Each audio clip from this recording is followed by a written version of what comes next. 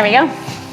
Hey WILDR folks, Alicia here. I am doing a slow, easy warm-up before I do a hypertrophy or muscle gain focus session today.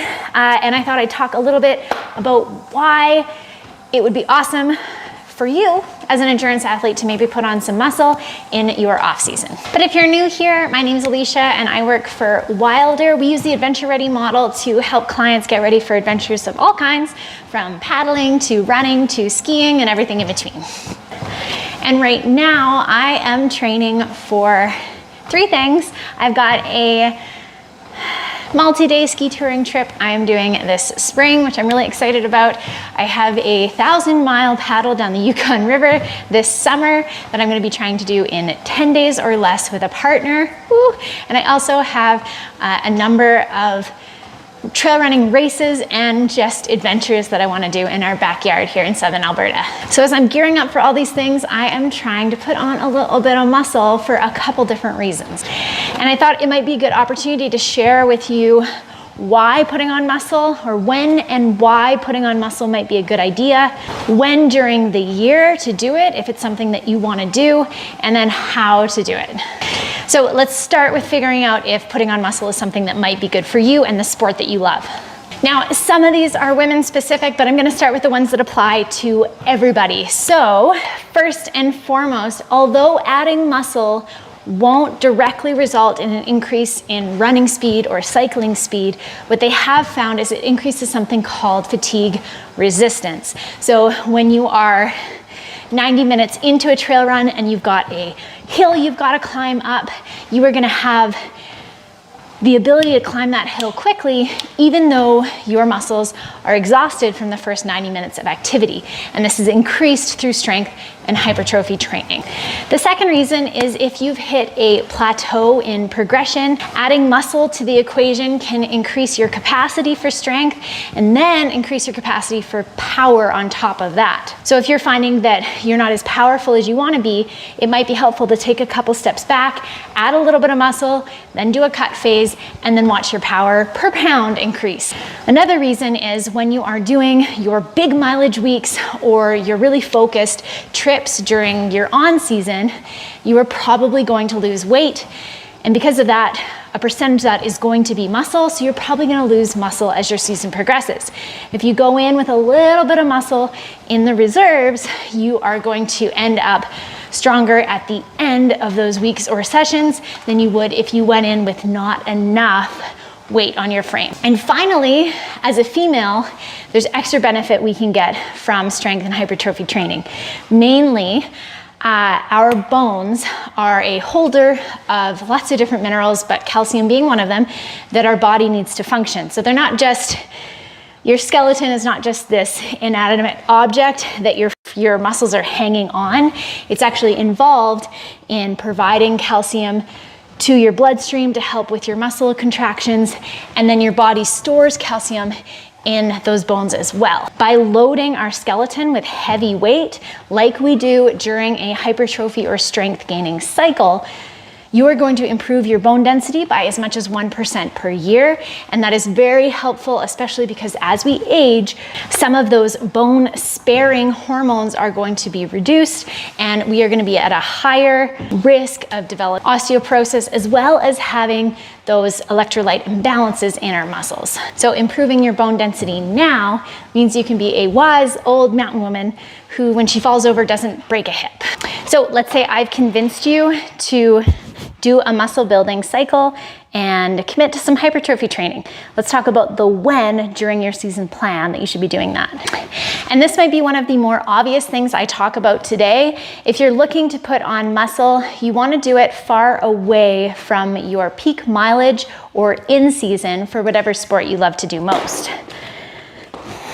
There is something called the interference effect. Now, there's kind of variabilities in what studies have found on this interference effect, but we do know that if we're doing a large amount of endurance training,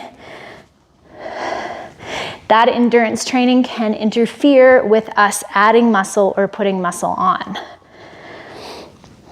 And in the same way, if we're really focused in the gym, we're not going to be as energy ready if we're doing really key workouts to improve our energy systems.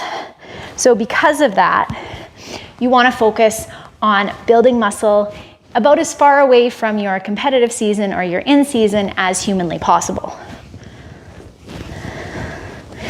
So for me, it is January right now. My canoe race is not until July. Most of my running won't be until June. And so this is a really good time for me to focus on putting on muscle. A couple important things to remember as you are focused on putting on a little muscle. Firstly, you're probably, as a female, only going to be gaining a pound a week at most, but the scale might go up more than that. The reason being, if you're eating enough food to allow for muscle growth to happen, you're also going to be storing more carbohydrate in your muscles, and that carbohydrate is going to hold on to more water, and that's going to make the scale go up. But that being said, when you focus on gaining muscle, because you're going to be eating in a calorie surplus, which I'll talk about in a second, you still are going to be putting on a little bit of fat. Now, fat isn't something we should be afraid of. Our bodies will go up and down in body fat percentage and in weight throughout the year, and that is okay. Likely what's going to happen is as you increase your mileage going into your main competitive season, that weight will drop off, and as your food returns more to maintenance calories, you're going to come back down to the body fat percentage you were at before. So we've talked about who this might be helpful for and a couple pointers about when and how to do it, but let's dig into the big hows of putting on muscle as an endurance athlete in your off season. Okay, for the how of actually to put muscle on, if you've read our Adventure Ready model ebook, which if you haven't, link in the description below, you need to use the M4 cards to create your workouts. Exactly how heavy you're lifting and how much metabolic stress you're creating is going to be very specific to you and how long you've trained. But in general, we need to be doing at least 2 to 3 of these workouts per week to actually see muscle gain. Then, after we have told our muscles that we need them to get bigger by using our workouts, we need to give them both the time and the nutrients to actually build that heavier muscle. So,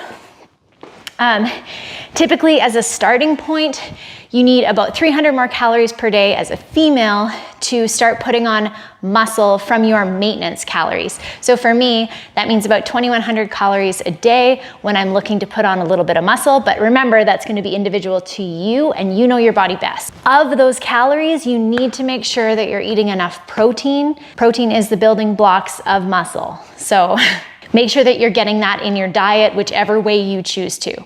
The third tip is to prioritize sleep and make sure that we're not doing too much aerobic activity. So this idea of the interference effect is if we are doing a lot of aerobic activity and we are also trying to put on muscle, those two things are kind of opposites for our body, and so it can be hard to make progress in either area. My next tip is you need to focus on building muscle for long enough to actually make changes to your muscles. Research shows that when we start doing training like this, the first few weeks, our strength increases are mainly going to be increasing that connection, neural connection between our brain and our muscles itself. So I would say if it's your first time trying to put on muscle, I would spend at least 8 weeks focusing on trying to put that muscle on before switching gears. Now, if you're not used to seeing the scale go up, I know this can be scary, but again, trust the process. This is going to help you when summer season comes along. I'm going to do my first warm-up set.